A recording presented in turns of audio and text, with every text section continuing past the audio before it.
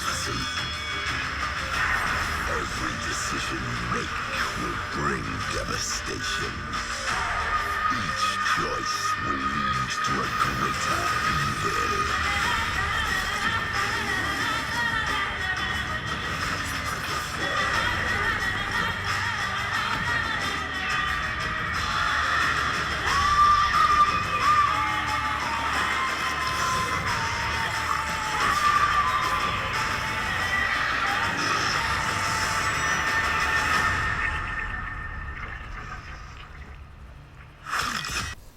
The Witcher 3, The Wild Hunt. Hey guys, I'm Alex, also known as Rourke of Cherno.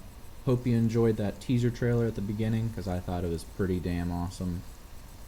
If you're not a fan of the Witcher series, you need to be, guys. It's got some great storytelling, some really fun combat, and all-around solid games. So this is the third game in CD Projekt Red's trilogy, and it's gonna be an epic one. We've got the conclusion of Geralt and his personal story. We've got a great hunt with magical flying time-warping elves, and we've got a massive, massive map with high-quality stories and lore and quests and zones. And guys, this is the size of Skyrim with quality, density, and questing and communicating. I mean, when you talk to NPCs and you do the quests where you have to figure out a vampire is attacking a village and go and fight him properly with the right tools or you'll die. You remember that. You remember the girl that you couldn't quite save. These games are just epic on proportions, and this game should be the leap to the next level. I'm really excited. So as you can clearly see, we're playing as Geralt of Rivia, the White Wolf. Geralt is probably the most renowned Witcher being a monster hunter, and he almost always has his fingers, not on purpose of course, but his fingers up in everybody's business. So at the beginning of the first game, Geralt was lost in the woods, badly damaged, and he couldn't remember anything except his old partner, his lover, Yennefer, and that she had been taken by the Wild Hunt. The Wild Hunts are these elf, time-traveling, mystical beings that when they set a target on somebody, they get that target and they keep with it. So in the last two games, we've been trying to recover our memory, push forward in the story and the world of the game, because the world doesn't stop just because we want it to, right? But we'll see further on some of Yennefer, finally, which is really exciting. We'll get to see her. But for now, this city, guys, this city is awesome. I mean, look at all the details. You don't feel like it's straight roads and lines. There's plenty of people to talk to, plenty to interact. There's a big market. Whatever you do in your quests and who you talk to, that shapes the game. If you go to a market and you talk to the right person, maybe you can give him enough gold and he'll let you into the black market and you get even more rare items. But maybe, you know, a guard finds out about it and tries to chase you, you get in trouble with the police. Anything can happen. And when it does, the quests are done normally so well, the dialogue's such high quality that you'll enjoy it, you'll remember it. It'll be an experience, not just a grind, not just, oh, give me that gold, oh, give me that sword. You'll get the sword, you'll get the gold, but you'll love the experience. So as usual with these kind of adventure games, if you want anything, you have to do something for someone. So in the last video, Geralt went to kill a griffin for somebody. I guess the griffin was plaguing the city. And this guy is supposed to give us some information for where Yennefer may be. We've been looking for Yennefer for the last two games. It's been a long time. And this game, we're going to get to the bottom of it. So I'm really excited to actually see Yennefer and see what's going on. It's going to be a great conclusion, guys. We've got the Wild Hunt, we've got the actual storyline with the Nilfgaardians, the Southern Empire, which is moving forward and moving north and forward, trying to invade the weak northern countries, since in the second game, called the Assassins of Creed, the Assassins of Kings, you can obviously guess that a lot of kings were assassinated. A lot of the northern kings were assassinated. So there's no king to control most of the countries. People are at war, people are suffering, nobody knows what's going on, and nobody's in control. To the south, Nilfgaardians are trying to move in and claim some control. So we'll have to deal a lot with them and their emperor, I'm sure, to figure out what's going on and have some battles with them. Now, the game has, I'm pretty sure they said 8, it might be 6, but 8 distinctive different endings, which is really exciting, because, you always like feeling like you had a personal touch on the story, which I think is what we're going to see. And they said technically it can be slightly twisted, but 8 distinctive endings, which will be really cool. So you guys just saw that. We ran right through that huge city, talked to our guy, and now we're running out and about. The map is completely open. It's explorable. We want to go out and find the cool loot, to find the cool quest, to fight the cool baddie. But there's plenty where the quests will actually send us to the different zones. So pretty exciting. We've got quality place, some quality gameplay, and shortly we're going to see some quality combat mechanics.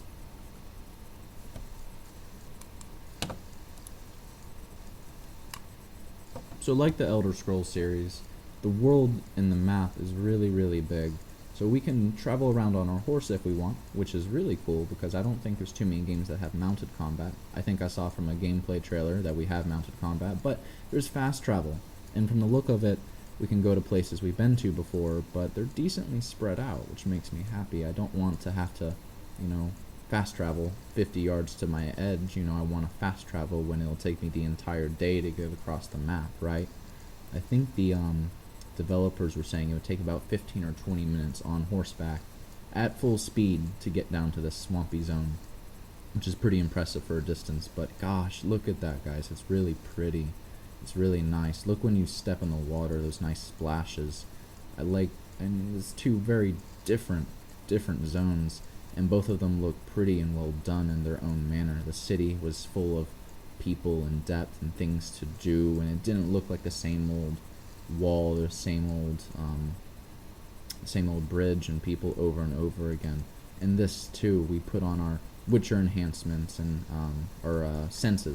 Witcher senses, and we can see the red on the ground for footsteps for where we're following, because we're trying to find somebody who thinks they had seen Yennefer.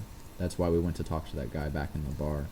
But let's see if we can get some answers from this creature. So while you're reading, another really cool thing is that most games you go in and you discover things and they update you as you go on. But in the dialogue when you talk with Geralt, he's not only a warrior, he's not only a swordsman, he has a lot of knowledge about a lot of things, variety in people and creatures in the world and different potions. You'll see right here, he's commenting on what you actually are, which is super cool because you can go in your bestiary, right, and look at this thing and read it and read what it is. Geralt already knew about it. You're being put into the situation. You're not discovering it through the dialogue. If you want, you can go out of your way to find it. So there's plenty of lore and quality information you can find yourself if you want to, which I love that they're giving the ability and letting you feel as in the game as you'd like to. So that's pretty promising, guys.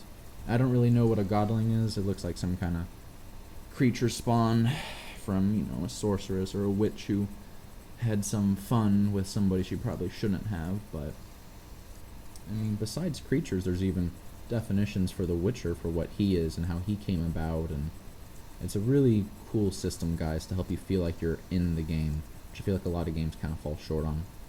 So again, we look at the zone, and you step into the water and you wade further into it. You don't just float over it. You move through objects, and they kind of move a little bit with you. But now we're gonna see some of this combat, guys. One of the major, I think, maybe not problems, but issues with the second and first game was the combat. That it could be really tedious and just difficult without giving you the ability to make it work. So beforehand, if you didn't know the 2 or 3 tricks to make the combat work and work well, then there was no way you were ever going to win. There was just no way. If you didn't know how to roll properly, or you tried parrying and you didn't know what was going on, boom, you'd be dead. And you die 6 times flat without any kind of idea. And that's really frustrating. I get that, and then nobody wants to play the game. But in this one, you just saw with his swordplay, that we have really quick foot maneuvers so we can dodge back quickly, and we have a recharge bar for our magic, which comes back and keeps our magic in the game, which we're no sorceress, we're no wizard, we can't, summon fireballs from the sky, but we have enough tricks to help us out. So the combat is going to be better. I think it's going to be faster and a bit quicker, with the roll mechanics and quick hits and heavy hits will definitely make it. I mean, I know everybody says it, but it's leaning towards that Dark Souls element. Give them all the control they can with a fast player and let them have fun. So when they fuck up, and you will, then typically it's your fault. And people like that. It's rewarding. It gives you enough control to do it. Now another interesting point is the world. The last two games, they were pretty flat, honestly, and they're still full. They still had depth, but it's an exploring game, guys. It's an adventure game. If you don't have 3D, you don't have but like a third of what you could have. Oh, we're climbing up, those basic walls again, just like in The Witcher 2. But no, you saw we did that little jump and missed. We can jump in the game, guys. You can jump on the stupid rock if you want to get on the stupid rock. You can walk around that cliff edge to the left if you really want to. Having the ability to jump and climb and do things in an exploratory game makes it so much better. It makes it 3 times more fun. You can climb that mountain if you want to climb it. That's what makes it fun. It doesn't limit you. It gives you the full range of exploring. So here we see some harpies in those quick jumps again, and showing off our crossbow, which I think is good. I think it's pretty good. I don't think he has the best aim, but but having more tools to play with will definitely be fun. And the harpies look a little weak personally to me, but it'll definitely be fun. So guys, the video's coming to a close pretty soon. I've got the ends teaser showing Yennefer, which is going to be awesome. I can't wait to get her dialogue and read what's going on with her and her plot. But I mean, look at that tree out on the far right. Look at the world. It's huge. It has depth. It has quality. The harpies have a nest where you actually pick up loot from. Where I'm sure if this wasn't a quest, you could still pick up some kind of loot or something shiny at it. But the game is big. It's filled. The combat has been retouched on to have more control and more fun with. I'm sure there'll still be the RPG elements, which I'm not sure how they're going to spread it out, but they always have been, and that'll help Geralt. Look, we can run and jump in different locations and make it work. The story's going to be great, tying everything together. It's going to be a great game, guys. Thanks for watching, and enjoy the rest of the video.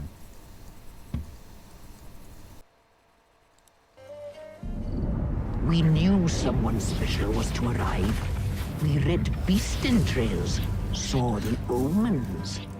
We would glimpse her likeness, a mirage in a puddle.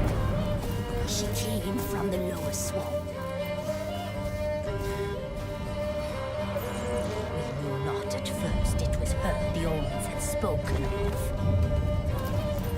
A child of the elder blood, the sown seed that will burst into flame.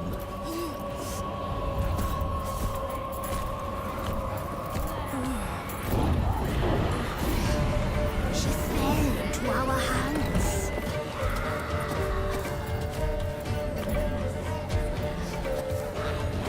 Elder blood! The blood of the traitress.